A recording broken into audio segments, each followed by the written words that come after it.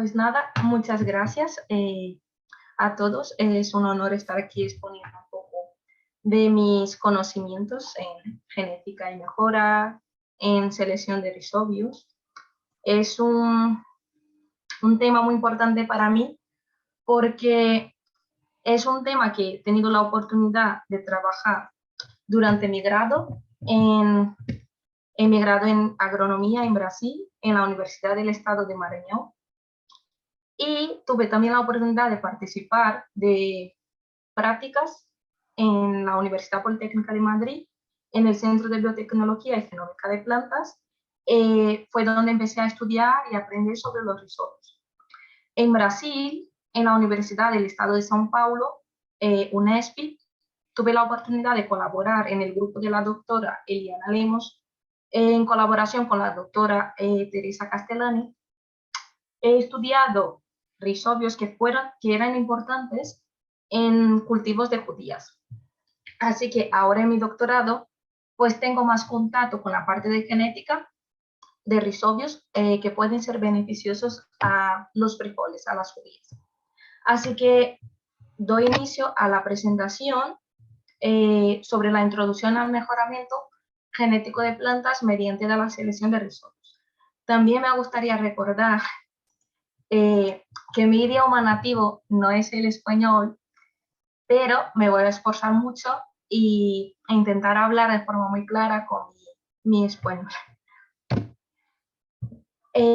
Como introducción, me gustaría recordar que el nitrógeno es uno de los principales nutrientes de las plantas y puede ser obtenido de forma química y de forma biológica. De forma química, el nitrógeno es obtenido a partir de un proceso electroquímico que se llama Haber-Bosch, que puede ser utilizado hasta 1.5% de energía global para la generación de este nitrógeno químico. El problema de utilizar el nitrógeno químico a las plantas es que existe una eficiencia del uso de nitrógeno muy variable según la especie de la planta, según el cultivo. Pues, por ejemplo, el arroz llega a utilizar de 30 a 40% del nitrógeno echado en el cultivo, así que se pierde entre un 70 y un 60% de nitrógeno al ambiente. Los frijoles, por ejemplo, tienen una eficiencia variable de 20 a 50% de nitrógeno. Eso puede variar según la especie de frijol. Así que este nitrógeno que es perdido puede contaminar lo que son las aguas residuales y generar un problema que se llama eutrofización. La otra forma de obtener nitrógeno para las plantas es a partir de un proceso que se llama fijación biológica de nitrógeno. Es un proceso sostenible y verde. ¿Qué significa? ¿Cómo funciona? Pues, por ejemplo, existe un grupo selecto de bacterias que se llama rizobios. Rizo significa raíz, bio significa vida. Son bacterias capaces de generar vida en las raíces de las plantas. Pero no todas las plantas, solo un grupo específico y muy selecto de plantas es capaz de asociarse a estas bacterias. Son las leguminosas.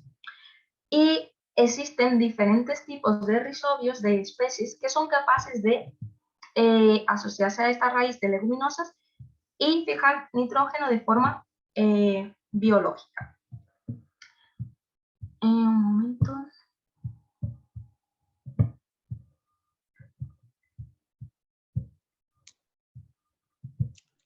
Vale. Un momento que no consigo quitar esta parte de mi ratón. No sé si estáis viendo bien la pantalla compartida, pero yo solo consigo ver la parte de arriba. No me deja mover el ratón. Sí, ingeniera, se está viendo toda la pantalla. Vale. Gracias. Sí, la gráfica, correcto. Sí, es que para mí me bloquea y no me deja ver mitad de la pantalla por las notas del Zoom.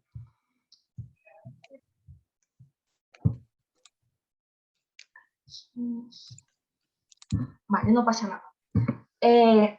Los rizobios pueden fijar biológicamente el nitrógeno y eso significa una fijación, se puede medir la cantidad de nitrógeno fijado por hectárea año.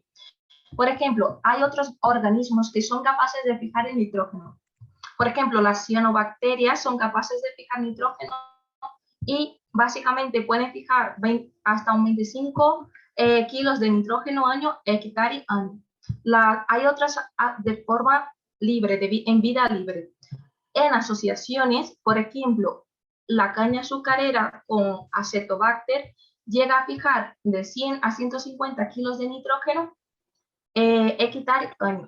Ya cuando estudiamos las leguminosas, la asociación leguminosas rizobio, por ejemplo, en soja, en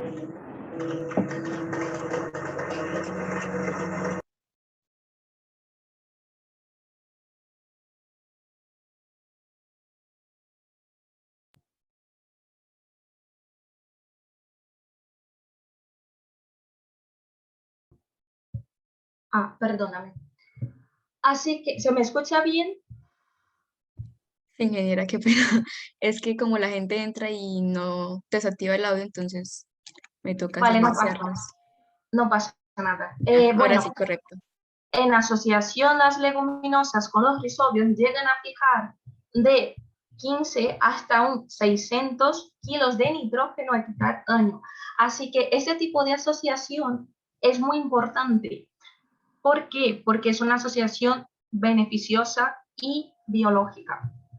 Por ejemplo, las formas de aportar nitrógeno pues pueden ser química, de forma natural, de forma biológica y de forma libre. Pues, ¿qué significa aportar el nitrógeno? El nitrógeno está disponible en la atmósfera en forma de gas. Entonces, hay estas diferentes formas de fijarlo en forma que sea asimilable a las cosechas.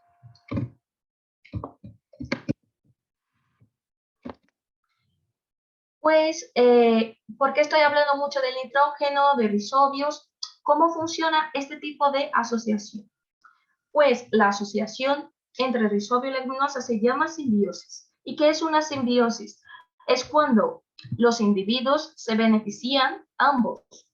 Así que el rizobio es una bacteria capaz de fijar el nitrógeno atmosférico y disponibilizar en formato de amonia a las leguminosas.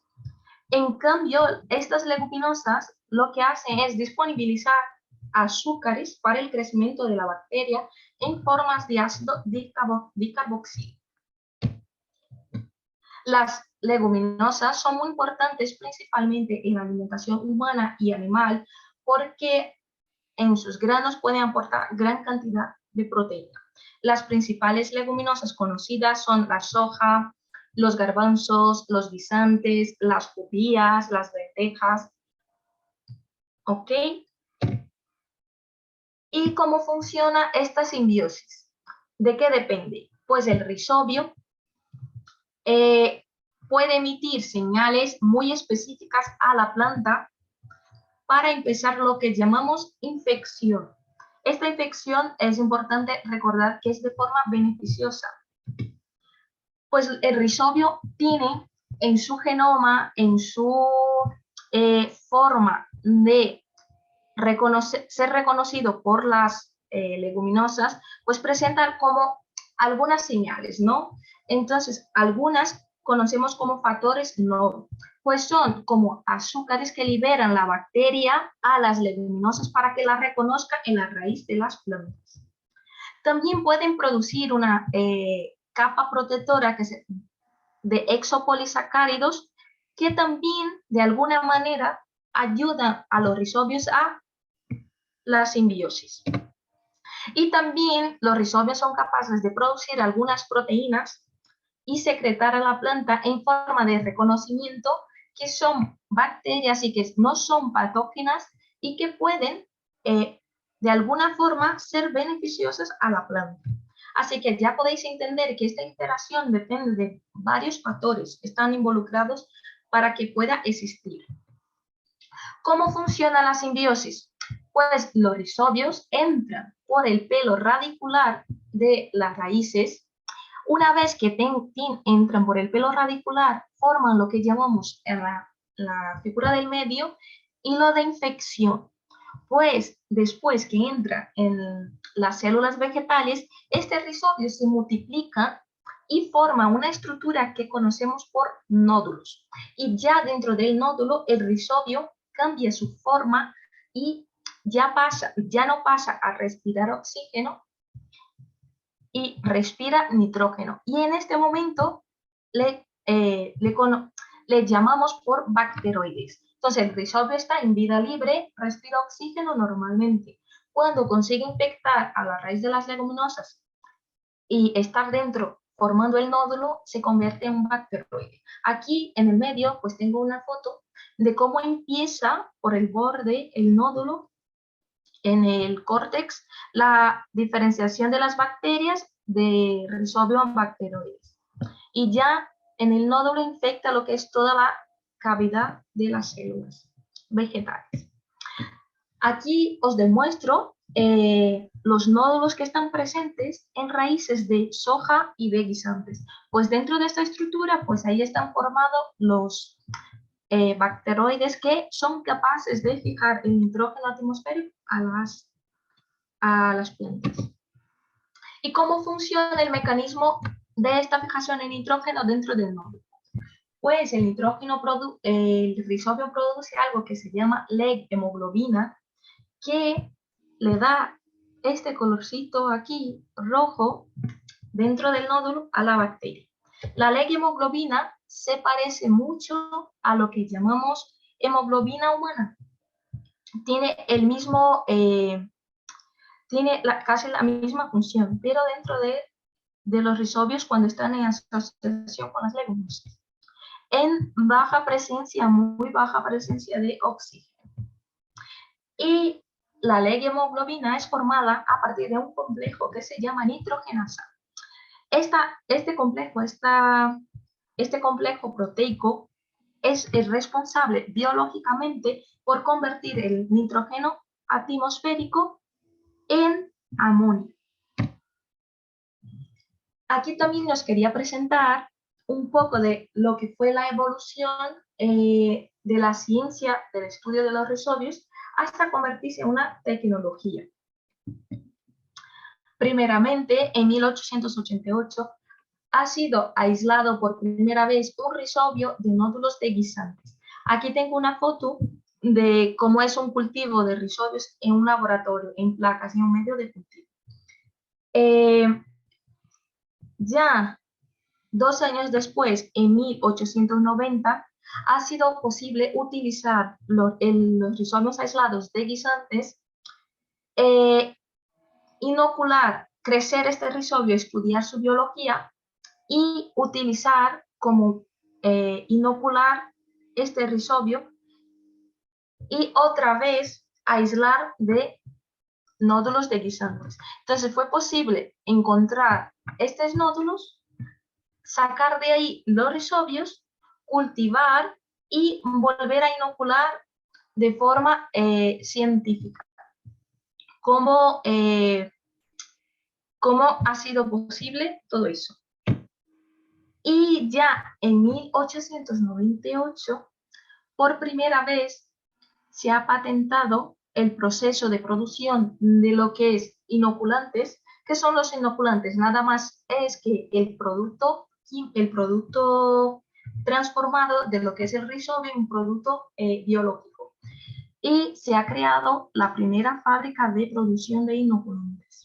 Entonces, aquí podemos entender que desde su descubierta de estas bacterias hasta convertirse en lo que llamamos el producto biológico de comercialización, se han pasado ahí 10 años de muchos estudios y dedicación para que fuera posible este tipo de tecnología verde.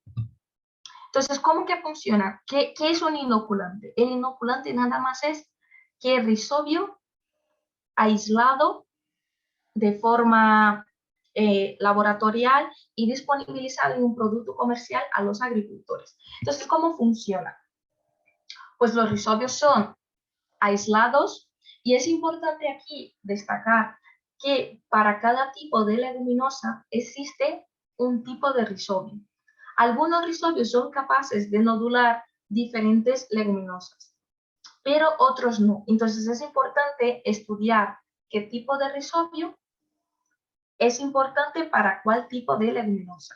Entonces los rizobios fueron aislados y son crecidos en medios de cultivo rico en carbono. Pueden ser crecidos en fermentadores con alta capacidad, semejante a la producción, por ejemplo, de cerveza, donde tenemos la fermentación de la cebada por levaduras. Aquí lo que tenemos es el crecimiento de rizobios en un medio rico en carbono. Se pueden utilizar diferentes fuentes de carbono, hasta, por ejemplo, residuos de caña de azúcar para el crecimiento de este tipo de bacterias. A partir del crecimiento de los rizobios se puede hacer formulaciones. Esas formulaciones pueden ser líquidas, sólidas, de forma mixta, y la principal y más utilizada es la tuba. Una vez preparado la formulación del inoculante, este producto nada más es que el rizobio liofilizado o vinculado en una calda, vinculado en un líquido, en la turba, es mezclado con la semilla de la leguminosa como con algún tipo de adherente. Se puede utilizar mucho el melazo de la caña de azúcar, y también cuando una vez que este inoculante preparado, también, por ejemplo, la formulación líquida puede ser aplicado directamente en el suelo y después con maquinaria agrícola, y después pues se puede también aplicar lo que son las raíces y venir aplicando las formulaciones de los inoculantes. Entonces hay diferentes formas de preparar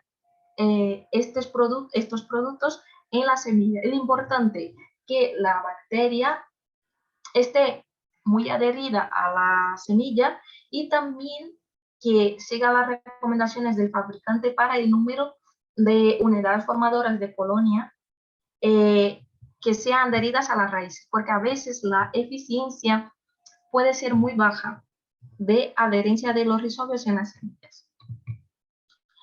¿Y qué tiene que ver mi charla con la mejora genética vegetal? Ya hemos aprendido un poco sobre los rizobios, sobre su biología, sobre su importancia. Ahora vamos a aprender un poco de lo que es la mejora vegetal, para al final entender qué tiene que ver los rizobios con la mejora vegetal. Como una introducción a la mejora vegetal, yo traje aquí, por ejemplo, el inicio de todo de este proceso. Pues la mejora vegetal empezó con la necesidad humana de recolectar semillas, frutos y raíces para alimentación humana. Y a partir de ahí, el conocimiento de la biología de las plantas ha ayudado en la domesticación de las mismas, de las plantas. Y en el siglo XX ha mejorado mucho este campo con el desarrollo de la genética. Entonces la mejora vegetal va muy atrelada a la mejora genética, a la mejora vegetal. El desarrollo de la genética pues empezó con los estudios de Mendel. Aquí podemos ver indicios en 870 a.C. que ya había indicios de lo que conocemos hoy como mejora vegetal, con la muestra de la polinización artificial de las palmeras por los egipcios. Cuando hablamos de mejora genética vegetal es importante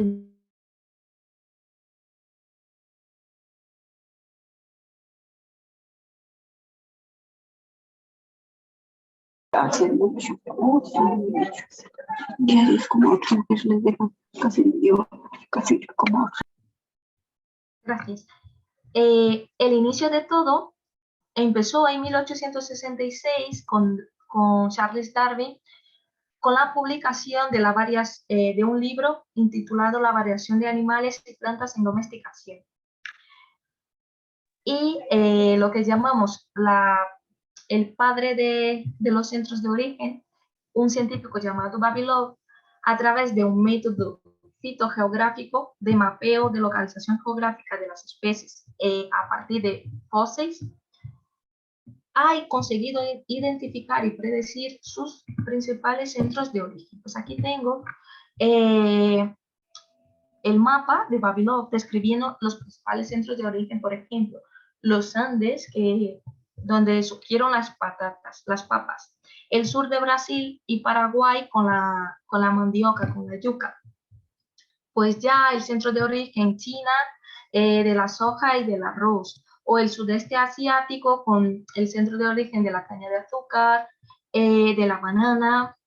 Aquí también pues el Mediterráneo con el centro de origen de la avena, de la cousa, parte de África y Asia con la cebada, el sorgo.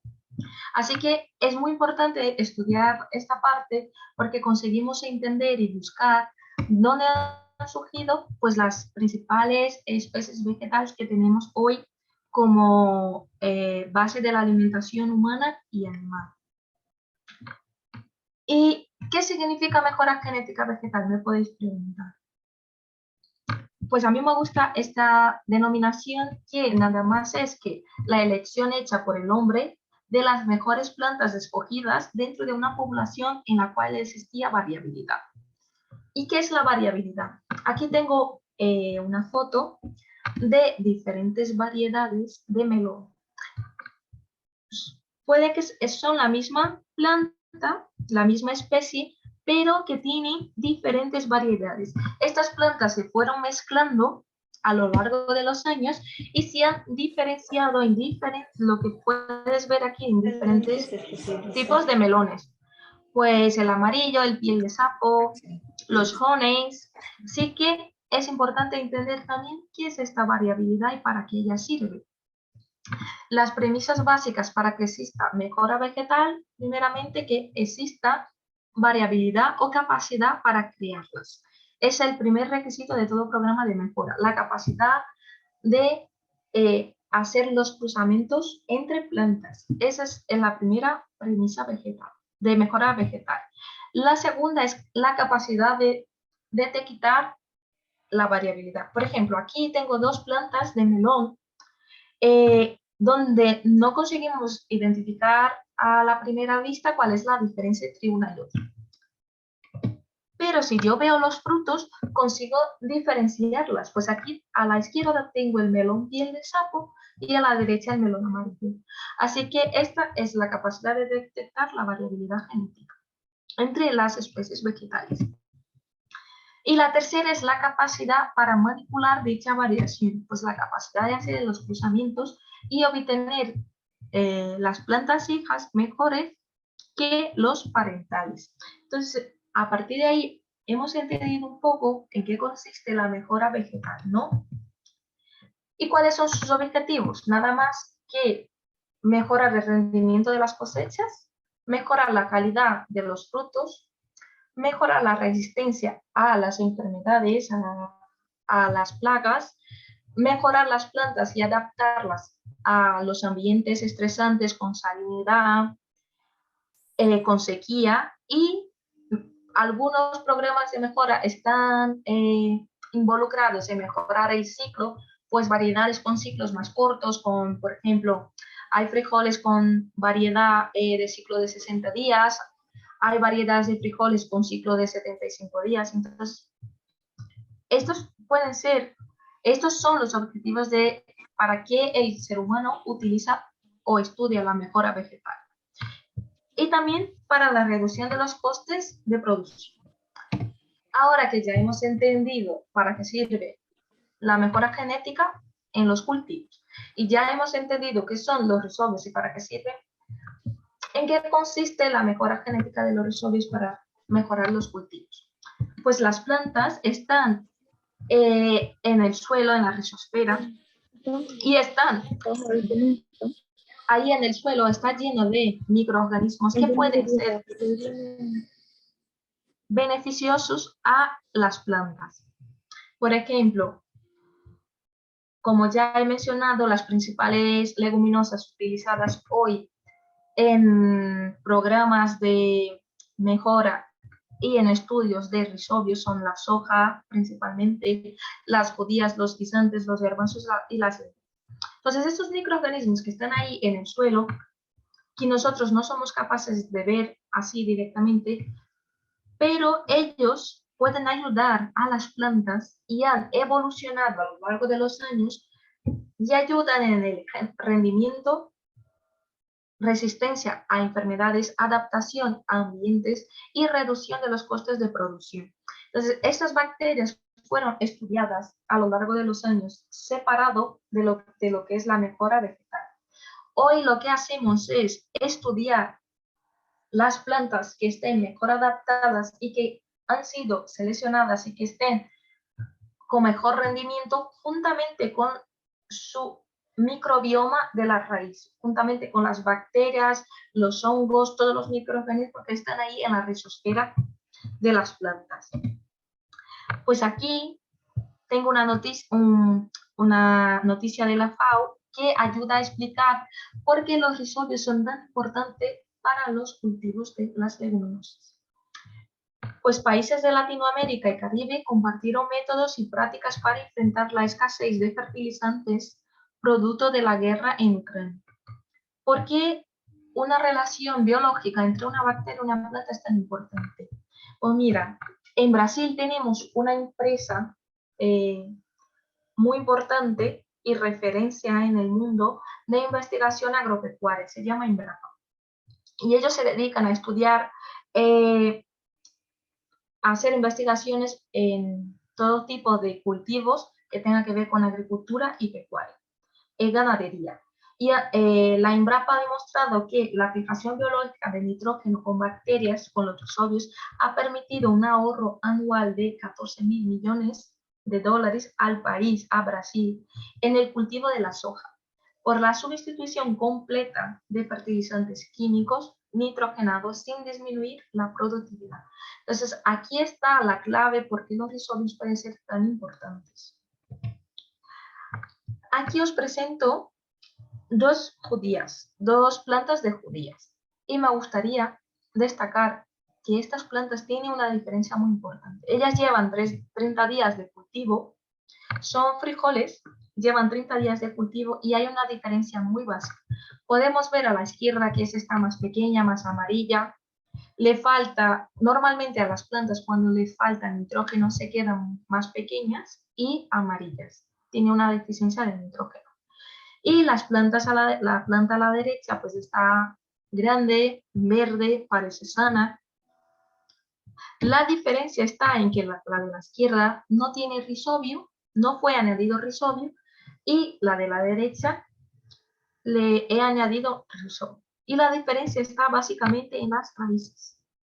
Aquí a la derecha, la planta que fue añadido el rizobio, se puede observar aquí nódulos, que es la presencia de los rizobios que están fijando el nitrógeno a la planta. Y se puede observar como mejor rendimiento de parte aérea que la planta de la izquierda, donde no se ha añadido rizobio y no se ha añadido nada de nitrógeno. Entonces, la diferencia es muy fuerte cuando hay presencia de rizobio y cuando no hay presencia de rizobio. En cultivos naturales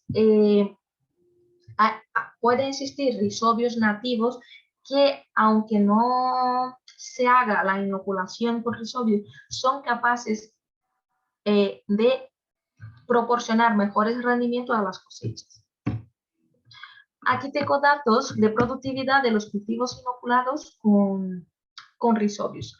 En soja, por ejemplo, aquí a la izquierda fueron utilizados dos tipos de inoculantes biológicos a base de rizobio y si comparamos con el control, los rizobios llegaron a producir 2.428 kilos de productividad por hectárea en relación al control. Entonces es importante mirar este tipo de asociación como beneficiosa y que pueda ahorrar gastos de de manutención de los cultivos y mejorar lo que es la productividad de las plantas. Aquí tengo resultados del caupí, de los frijoles vigna, también que se han utilizado 2 especies de rhizobios y se puede observar una diferencia entre el BR3267, que ha producido 1.144 kilos por hectárea, en relación al control de que no se ha inoculado rhizobio o no se ha aportado nitrógeno químico. Y aquí también en comparación se ha utilizado lo que es el nitrógeno químico. Se puede observar que hay un aporte superior de lo que es de productividad. Pero si comparamos, no hay una diferencia significativa. Así que la producción y obtención de rhizobio llega a ser mucho más barato que aplicar el nitrógeno químico y si puede obtener una productividad muy semejante.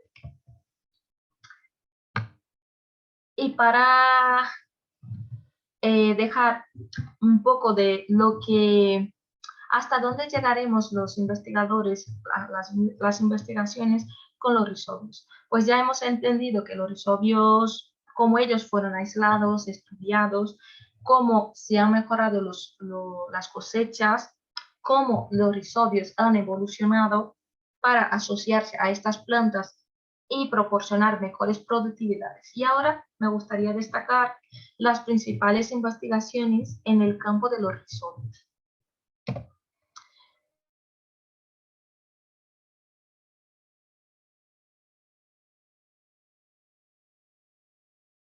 Proyecto de la Fundación Bill y Melinda Gates de 6 millones de dólares para el estudio del uso de la biología sintética para la ingeniería de la nitrogenasa en cereales. Pues, ¿en qué consiste el proyecto de este investigador? Nada más lo que él está estudiando es, pues, introducir todos los genes de la fijación biológica de nitrógeno, de la capacidad de fijar el nitrógeno atmosférico que poseen las bacterias fijadoras de nitrógeno, pues los rhizobios, e introducir todo este complejo en el genoma de los cereales y disponibilizar estos accesos mejorados capaces de fijar nitrógeno solos a las poblaciones pobres de África.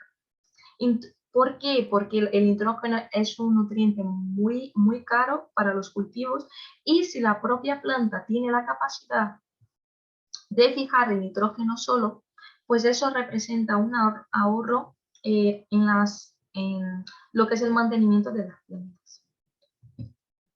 Y también me gustaría hablar un poco de mi trabajo en el CBGP en la Politécnica. Nuestro grupo estudia una bacteria que se llama Rhizobium Mi1. Este rhizobio fue aislado de una planta que se llama Mimosa finis en México y es capaz de nodular, es capaz de tener la asociación simbiótica muy eficiente con frijoles.